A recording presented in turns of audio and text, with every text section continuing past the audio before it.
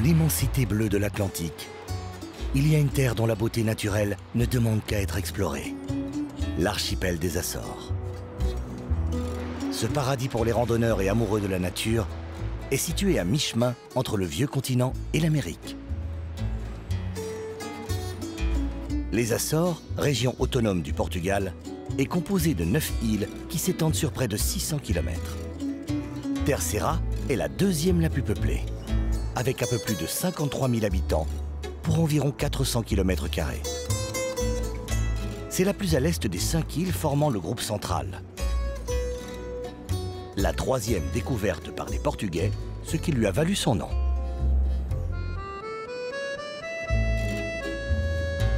Par son histoire, elle est associée à la période des découvertes maritimes portugaises. Sa capitale, Angra do Heroísmo, fut un port d'escale obligatoire pour les flottes venant d'Afrique et des Indes orientales et occidentales. Cette position stratégique était très convoitée. La vérité est que depuis le règne de Jean III, il y avait l'urgence de fortifier la zone maritime de l'île. Un Italien, Tommaso Benedetto, a été embauché. Il a conçu un plan de fortification pour toute la côte de Terceira, en commençant bien évidemment ici par le port, mais en faisant tout le tour. Du haut des imposantes fortifications du mont du Brésil, on comprend l'importance géostratégique de cette ville.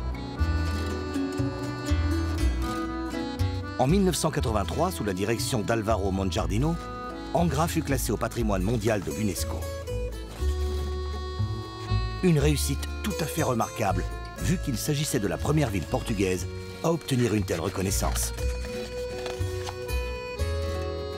Le paysage de Terceira est marqué par des champs et pâturages verdoyants à perte de vue. On se croirait presque en Irlande. Sous le verre de l'île, un paysage volcanique se cache. Dans le monde souterrain, la grotte de l'Algarve au Carvao fascine le visiteur par son immensité et son charme.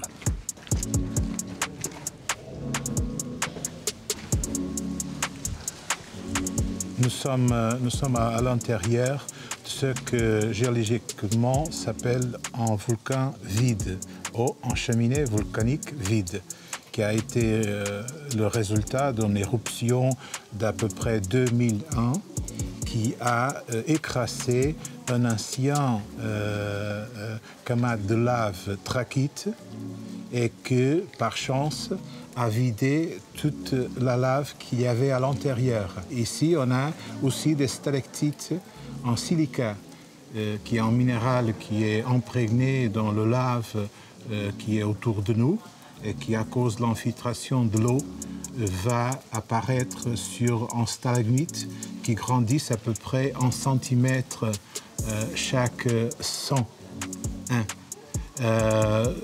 Comme elle devient un peu plus lourde, depuis quelque temps, elle tombe.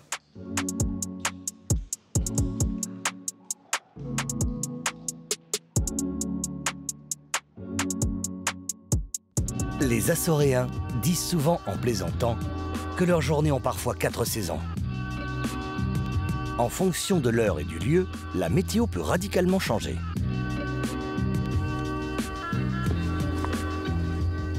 A priori, un climat imprévisible et une terre volcanique ne sont pas les conditions optimales pour la viticulture. Et pourtant... Cette géographie est compliquée parce que il faut avoir un certain nombre de jours de soleil au vert, un certain nombre de jours sans la pluie, et il faut qu'il ne pleut pas en mois d'août. Il faut que le climat aide. Le paysage de ce vignoble est absolument insolite. C'est la géométrie qui commande, par le biais de murets de pierre noire de lave, ici connus sous le nom de corail. C'est un terrain noir, avec beaucoup de carreaux.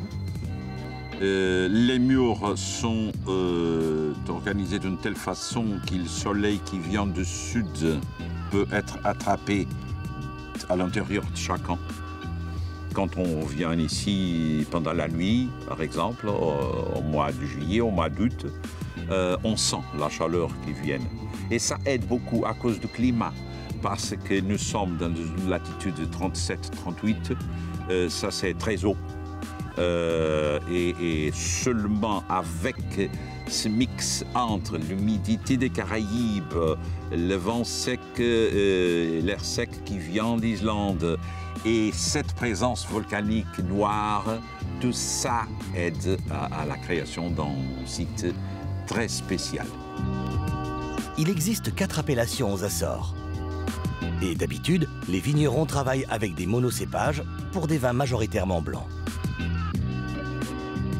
Ici, le cépage utilisé est le Verdeilo, importé autrefois de Sicile par les moines franciscains. J'ai un ami qui dit que le vin de Verdeilo, le vin blanc Verdeilo, c'est dommage, il est né blanc, il devait être rouge. Pourquoi il dit ça? À cause de la salinité de la mer, à cause de la proximité de la mer, à cause du terrain volcanique, il est devenu un vin blanc de couleur, mais un vin qui va très bien avec viande au poivre, des poissons bien cuits, des fromages anciens, etc. Dans un tel cadre, l'œnotourisme et le tourisme rural ont une énorme importance pour l'économie locale. À l'heure où nous vivons, dans une société qui prône la vitesse, de plus en plus de voyageurs cherchent à se ressourcer dans un environnement en harmonie avec le territoire. C'est justement l'objectif de la ferme Quinta do Martello. Vivre la vie d'il y a 5 siècles dans une ferme traditionnelle de Terceira. Quinta do Martello propose également des maisons et des chambres entièrement rénovées tout en conservant leur attrait et charme d'origine. Tradition oblige, chez Gilberto, nous découvrons le plat le plus traditionnel de l'île, l'alcatra de bœuf açorien. Le secret de l'alcatra est le chaudron d'argile légèrement fuselé, de manière à apurer et épaissir la sauce composée de lard, d'oignons, d'ail, de laurier, de piment et de vin, parmi d'autres ingrédients. Et pour conclure, il suffit de placer l'alcatra au four à bois.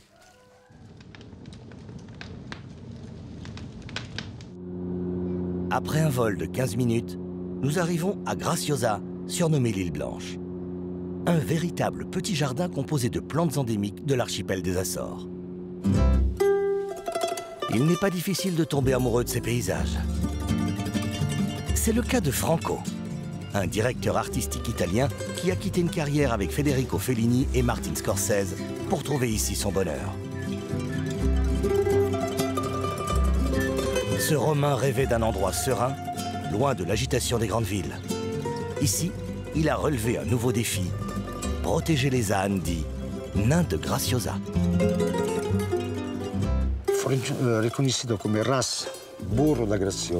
Cet âne a été reconnu comme une race autochtone en raison du grand nombre d'ânes que possédait l'île autrefois. J'ai découvert qu'en 1926, l'île comptait 6800 habitants et 1103 ânes. Il y avait plus d'un âne par famille. L'âne de Graciosa était le moteur de l'économie locale. Tout le monde avait besoin d'un âne pour labourer la terre, pour le transport et même pour le loisir avec ces fameuses burricadas.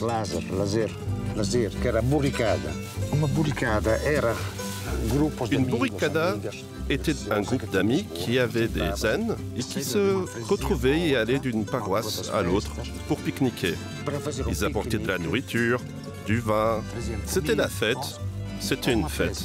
C'était le seul moyen de transport qu'ils avaient dans le passé. L'âne était vraiment tout.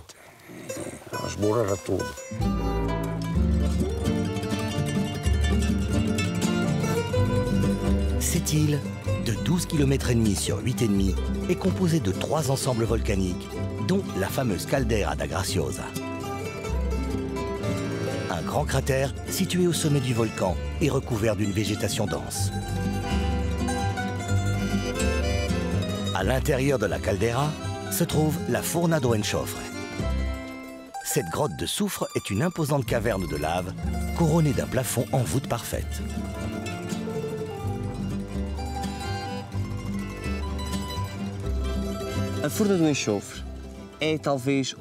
La grotte de soufre est le plus grand ex-libris de Graciosa.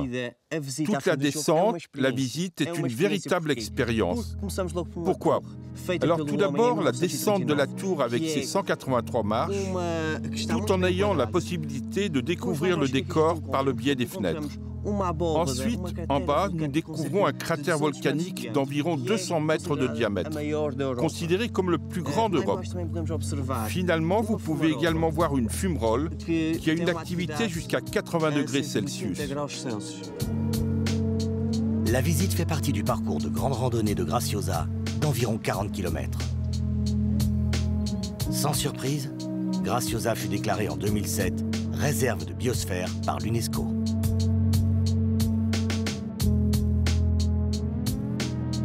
Dernière halte à l'île de Fayal.